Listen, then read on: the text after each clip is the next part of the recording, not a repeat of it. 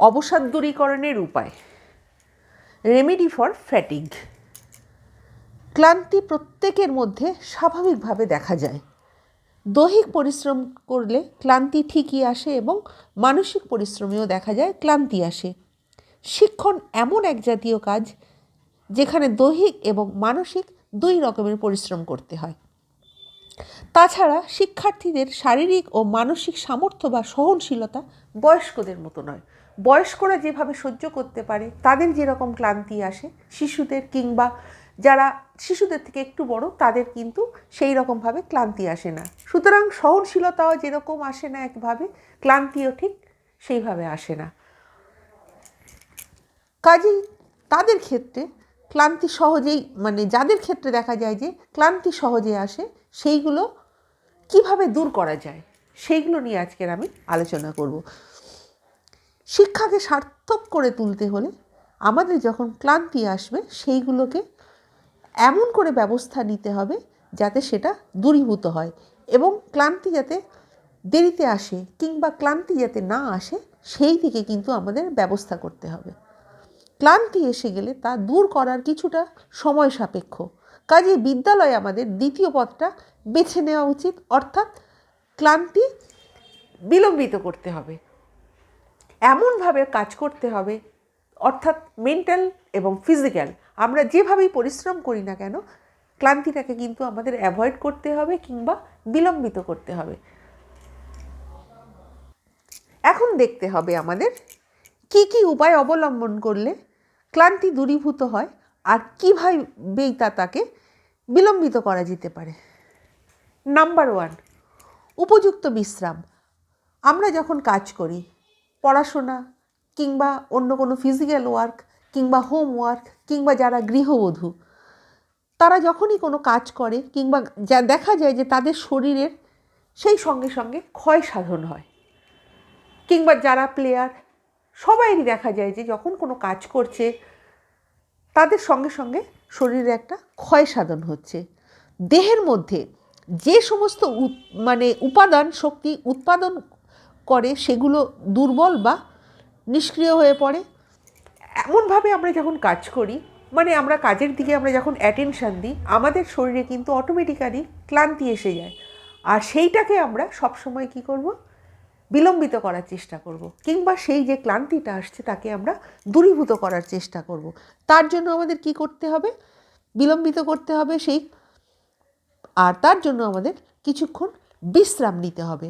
আর বিশ্রাম নেওয়ার ফলে আমাদের যে শরীরের ক্ষয় পূরণটা হচ্ছে সেইটা ব্যালেন্সে এসে যাবে এবং আমাদের শরীরটা ঠিক হবে এবং উপাদানগুলো সক্রিয় হবে আর ফলে ক্লান্তি দূরীভূত হবে।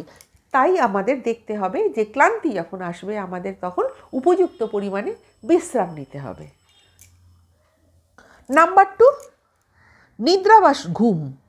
নিদ্রা ক্লান্তি দূরীকরণে সাহায্য করে। নিদ্রার সময় আমরা পরিপূর্ণ বিশ্রাম উপভোগ করতে পারি। নিদ্রা যেমন শারীরিক ক্লান্তি দূর করে, তেমনি মানসিক ক্লান্তি দূর করে মনকে আবার সতেজ করে তোলে।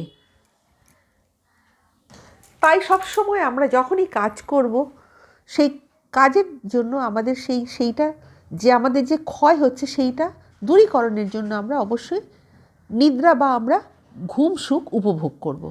নাম্বার 3, পুষ্টিকর খাদ্য ও পানীয়। পুষ্টিকর এবং তাজা খাদ্য ও পানীয় ক্লান্তি দূর করতে পারে, কারণ ওদের অভাবে আমাদের শরীরের ক্ষয় পূরণ হয়ে যায়। দুধ, ফল, গ্লুকোজ বা অন্যান্য পুষ্টিকর খাদ্য শরীরের ক্ষয় পূরণ করে ক্লান্তি দূর করে। চা, কফি বা ওই জাতীয় কোনো উত্তেজক পানীয় নিস্তেজক পেশিতন্ত্রগুলোকে সাময়িকভাবে উত্তেজিত করে ক্লান্তি দূর করে, কিন্তু ক্ষয় পূরণ করতে পারে না। অর্থাৎ কফি এবং চা যেগুলো দেখা যায় যে সেগুলো কিন্তু আমাদের সাময়িক যে একটা নিস্তেজ ভাব এসে যায় পেশির মধ্যে, সেইগুলো থেকে কিন্তু আমাদের ক্লান্তি দূর করে, কিন্তু সেটা থেকে কখনোই আমরা যে ক্ষয় পূরণটা হয় সেটা হয় না। কাজেই এই জাতীয় উত্তেজক পানীয় খুব বেশি ব্যবহার না করাই ভালো। সাময়িকক্ষণের জন্য চা, কফি ভালো, কিন্তু এটা বেশি না ব্যবহার করা ভালো, কেননা এটা আমাদের সাময়িক ক্লান্তি দূর করে, কিন্তু আমাদের শরীরের যে ক্ষয়পূরণ হয়, ক্ষয়পূরণটা কখনো করতে পারে না। ক্ষয়পূরণ করতে হলে আমাদের কিন্তু উপযুক্ত গ্লুকোজ, পানীয়, দুধ, ফল এইগুলো আমাদের গ্রহণ করতে হবে। নাম্বার 4, শারীরিক অবস্থা। শরীর সুস্থ থাকলে ক্লান্তি দেখা যায় যে খুব সহজে আসে না, কিন্তু দুর্বল শরীরে দুর্বলতার জন্যই ক্লান্তি অত্যন্ত দ্রুত চলে আসে। কাজেই কোনো কাজ, তা সে শারীরিক আর তা সে মানসিক হোক, সেটা আরম্ভ করার আগে আমাদের শারীরিক সুস্থতা সম্বন্ধে নিশ্চিত হতে হবে। নাম্বার 5, আগ্রহ। আগ্রহ ক্লান্তির আগমনকে বিলম্বিত করে, আবার এই আগ্রহই ক্লান্ত শরীরে কাজ করার উদ্যম যোগায়। শিক্ষার্থীর মধ্যে যদি উপযুক্তভাবে আগ্রহ সঞ্চার করা যায়, তাহলে তার ক্লান্তি সহজে আসবে না, ক্লান্তি এসেও সে তা গ্রাহ্য করবে না। নাম্বার 6, অভ্যাস ও অনুশীলন। কাজের গতির জন্য অনেক সময় ক্লান্তি আসে। খুব ধীরে ধীরে অনেকক্ষণ ধরে কোনো কাজ করতে থাকলে ক্লান্তি আসাটা স্বাভাবিক। সেক্ষেত্রে চটপট যদি কাজটা করার অভ্যাস গড়ে তোলে নেওয়া যায়, তাহলে সেখানে দেখা যাবে যে একটানা কাজ করার দরকার সেখানে, যাতে শিক্ষার্থীরা সেইভাবে কাজটি করার অভ্যাস গড়ে তুলতে পারে সেদিকে লক্ষ্য রাখা দরকার। এই অভ্যাস করার জন্য উপযুক্ত আগ্রহ এবং প্রেরণা প্রয়োজন। আমরা যখনই দেখব যে চটপট কোনো কাজ আগ্রহের সঙ্গে করছি, প্রেরণার সাহায্যে করছি, তখন কিন্তু দেখা যাবে সেখানে কিন্তু ক্লান্তি অনেক কম আসে। বলতে গেলে উদ্যমের সঙ্গে করলে সেখানে কিন্তু কখনোই ক্লান্তি আসতে পারে না। নাম্বার 7, উপযুক্ত পরিবেশ। শিক্ষণের পরিবেশটা ক্লান্তির আবির্ভাবকে বিলম্বিত করতে পারে। উপযুক্ত আলো, বাতাস, প্রচুর অক্সিজেন, নিরিবিলি শান্ত পরিবেশ, সুষম তাপ ইত্যাদি পরিবেশটাকে মনোরম করে তুলতে পারে। সেক্ষেত্রে ক্লান্তি অনেক দেরিতে আসে। নাম্বার 8, পঠনীয় বিষয়ের প্রকৃতি। পঠনীয় বিষয় নীরস ও কঠিন হলে দ্রুত ক্লান্তি আসে। সেটা সরস এবং চিত্তাকর্ষক হলে ক্লান্তি সহজে আসে না। স্কুল পাঠ্য সব সময় তো আর সহজ কিংবা সরস হয় না, কিছু নীরস বিষয় তো থাকবেই। সেক্ষেত্রে শিক্ষককে সেগুলো চিত্তাকর্ষক করে তুলতে হবে। তাই শিক্ষকের উচিত যেগুলো নীরস পাঠ্য সেইগুলো যেন তারা চিত্তাকর্ষক করে তোলেন, তাহলে কিন্তু সেক্ষেত্রে দেখা যাবে যে ক্লান্তি কিংবা অবসাদ অনেক দেরিতে আসছে।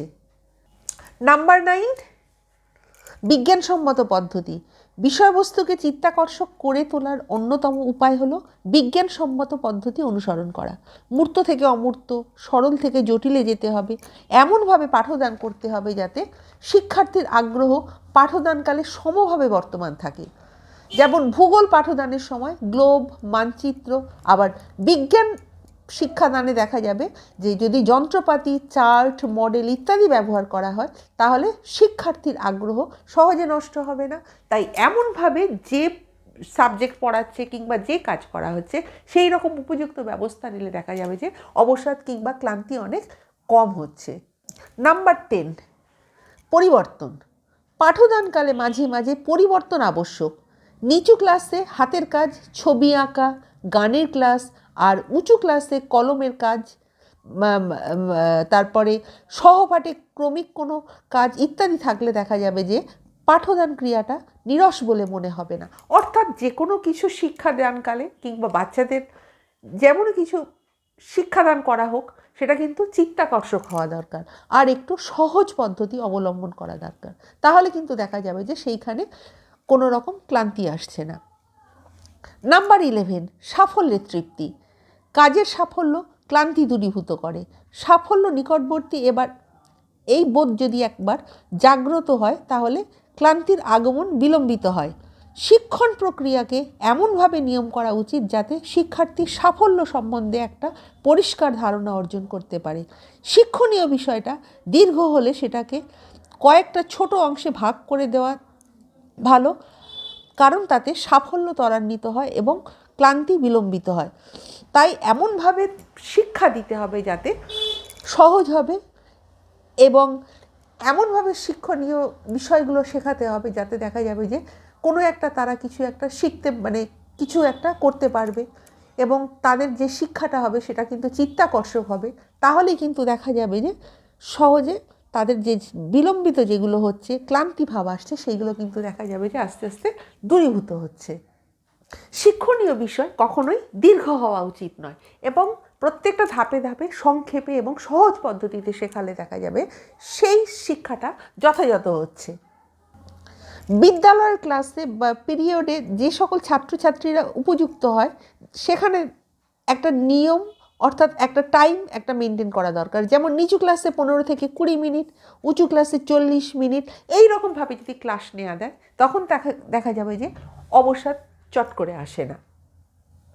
যখনই শিক্ষাদান করা হবে কিংবা যখনই কোনো কিছু কাজ করানো হবে, শেখানো হবে, সেখানে কিন্তু মানসিক এবং শারীরিক দুই ধরনের কাজ থাকা দরকার। তাহলে দেখা যায় যে চট করে কিন্তু অবসাদ আসবে না। কোনো বিষয়কে যখন শেখানো হচ্ছে তখন কিন্তু এমনভাবে শেখাতে হবে, অর্থাৎ একটা তালিকা করে নেওয়া উচিত। আমরা যখন প্রথমে কোনো কিছু শিখি তখন কিন্তু পিরিয়ডের প্রথম দিকে দেখা যাবে যে আমরা যদি একটু কঠিন বিষয়গুলোকে সেগুলোকে তাদের যদি শিক্ষাদান করি তাহলে তখন দেখা যাবে যে তারা কিন্তু সেইগুলো গ্রহণ করতে পারছে। আর শেষের দিকে যখন দেখা যায় যে তাদের মধ্যে আস্তে আস্তে ক্রমশ ক্লান্তি একটা ভাব আসছে, তখন যদি আমরা সহজ বিষয়গুলো রাখি এবং চিত্তাকর্ষক বিষয়গুলো রাখি, সেগুলো কিন্তু সেই সব ছাত্রছাত্রীরা সহজে গ্রহণ করতে পারছে। তাহলে চট করে অবসাদও আসছে না। তাই উপসংহারে বলতে হবে, প্রত্যেকের শিক্ষণের ক্ষমতা কিংবা শিক্ষা গ্রহণ করার ক্ষমতা একই থাকে না।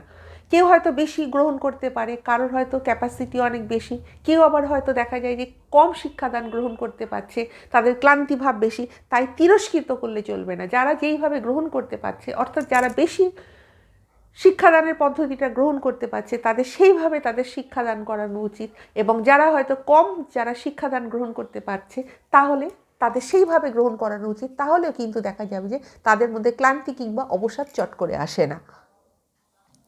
কোনো বিষয় শিক্ষা দেওয়ার সময় ছাত্রদের প্রক্ষোভমূলক সংগঠন এবং মনোবৈজ্ঞানিক মুহূর্তটি জানা শিক্ষকের পক্ষে একান্ত প্রয়োজনীয়।